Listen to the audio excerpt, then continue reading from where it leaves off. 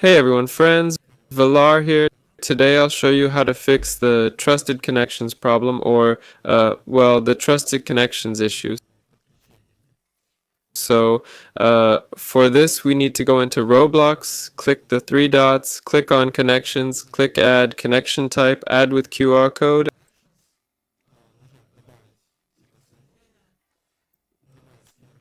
And here after this, you need both accounts to be verified. Yes, both the person who will scan your QR code and your account must be verified.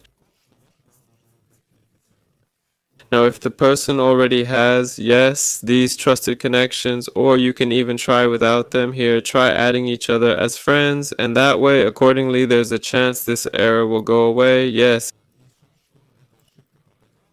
it's a restriction. The more actions like this you do, yes, the more people you add to trusted connections, well, the more likely this error will be removed.